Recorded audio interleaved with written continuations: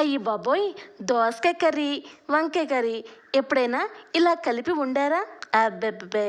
ఎప్పుడైనా అదో విడ్డూరంలాగా అనుకొని దేని దానికి సపరేట్‌గా వండుతారు. అట్టా కాదు, ఇట్టా వండి చూడండి. అయ్య బాబోయ్! ముద్దమే ముద్ద తింటూనే ఉంటారు. ఎక్కడైనా మధ్యలో గ్యాప్ తీసుకొని మంచినీళ్ళు తాగమన్నా తాగనంటే తాగనంటారు. అట్టాగుంటది కర్రీ. మరి అట్టా వండాలంటే ఇట్టా వివరంగా చెప్తాను. ఒకసారి నోట్ చేసుకోండి. తర్వాత ఎంచక్కా కడుపారా తినొచ్చు. అది ఆదివారమైనా హ్యాపీగా తింటారు. ముందుగా ఒక కడాయి తీసుకొని స్టవ్ అనేది ఆన్ చేసుకోండి.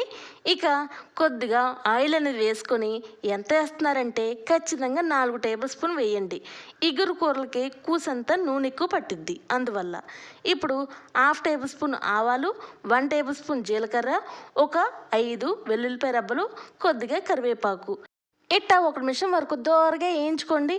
ఇలా వేగిన తర్వాత ఒక పచ్చిమిరపకాయ, ఒక పెద్ద సైజు ఉల్లిపాయ ఇలా చిన్న ముక్కలుగా కట్ చేసుకుని 2 నిమిషాలు వేయించుకోండి.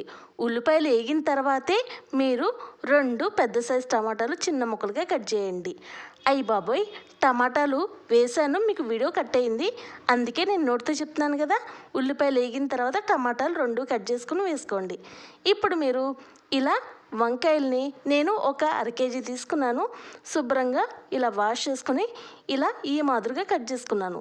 ఇట్టా ఒకసారి గెరిటితో మీరు చక్కగా వంకాయలకి ఆ పోపు దినుసులు పట్టేలాగా ఇలా కలుపుకోండి.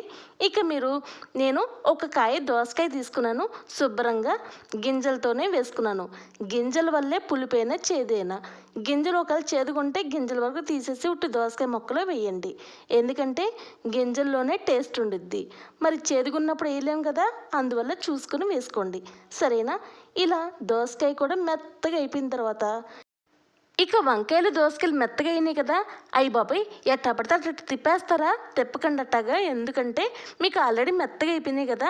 ఇంకా మీరు తిప్పుతూ ఉంటే ఇంకా ఉప్పు కారం కూడా వేయలేదు కదా. ఇంకా మాటి మాటికి తిప్పితే మీకు పీగుడులాగా కనబడుద్ది కర్రీ అనేది. చక్కగా మీరు నిదానంగా చేసుకోండి. నిదానంగా తిప్పాలి. సరేనా? ఇలాగా ఇప్పుడు మీరు హాఫ్ టేబుల్ స్పూన్ పసుపు, 1½ టేబుల్ స్పూన్ కారం, 1 టేబుల్ స్పూన్ సాల్టు, ఇక ఓవరాల్గా ఆ ఉప్పు, కారం, పసుపు ఆ వంకాయ ముక్కలకి, దోసకాయ ముక్కలకి పట్టేలాగా ఒకసారి కలుపుకొని జాగ్రత్తగా నేను చూపించే విధంగా ఇక ఇట్టా కలుపుకున్న తర్వాత మీరు ఎంచక్కా స్టవ్ అనేది ఆఫ్ చేసేసుకోవచ్చు. ఒక 2 నిమిషాల వరకు ఇలా కలుపుకుంటూ ఉండండి. ఇక ఇంతే. ఇట్టగాని చేసి మీ ఇంట్లో వాళ్ళకి పెట్టండి. అయ్య బాబోయ్! ఎంత కమ్మగా ఉంది. ఆదివారం కూడా ఇలాంటి కూర ఉన్నా కూడా పెద్దగా బాధపడక్కర్లేదు. అంత కమ్మగా ఉందని మిమ్మల్ని బాగా మెచ్చుకుంటారు. సరేనా? మరి ఇలాంటి రెసిపీస్ ఇంకా చాలా ఉన్నాయి. అయితే ఈ అక్కని కొద్దిగా సపోర్ట్ ఇవ్వండి. ఒక లైకు, షేరు, సబ్స్క్రైబ్. ఇక నచ్చింది అనుకుంటున్నారుగా కూర. అయితే ఇప్పుడు వంకాయతోనే పచ్చడి చేస్తున్నాను. మరి ఈ ఇగురుతో పాటు ఈ పచ్చడి కూడా ట్రై చేయండి అమ్మా. అంత కమ్మగా ఉండిద్ది. మరి ఎలా చేస్తున్నానో ఒకసారి చూడండి.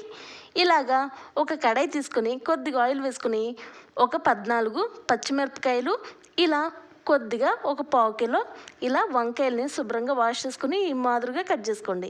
ఇక ఓవరాల్గా ఇలా కలుపుకోండి. చక్కగా 1 నిమిషం వరకు ఇలా వేగిన తర్వాత కంప్లీట్గా బాగా మెత్తగా ఉండాలి, పచ్చి పచ్చిగా ఉండకూడదు.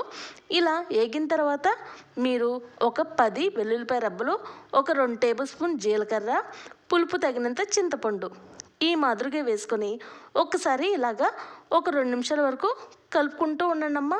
ఇలా కంప్లీట్గా వేగిన తర్వాత వీటిని ఒక ప్లేట్లో చల్లారబెట్టుకొని చక్కగా ఇలా శుభ్రంగా తీసేసుకున్న తర్వాత అదే కళాయిలో ఇప్పుడు మీరు ఒక 3 టమాటాలు చిన్న ముక్కలుగా కట్ చేసుకుని చక్కగా ఇలా వేసుకొని కొద్దిగా కొత్తిమీర, కొద్దిగా పుదీనా, ఒక 2 రబ్బలు కరివేపాకు ఇలా ఒక దోరగా ఒక 2 నిమిషాల వరకు వేయించుకోండి.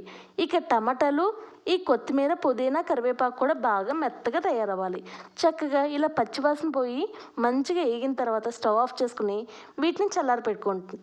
ఇప్పుడు ఒక మిక్సీ జార్లో మీరు ఆల్రెడీ వంకాయలు వేయించుకున్నారు కదా, ఆ మిశ్రమాన్ని మొత్తం వేసేసుకోండి చల్లారిన తర్వాత.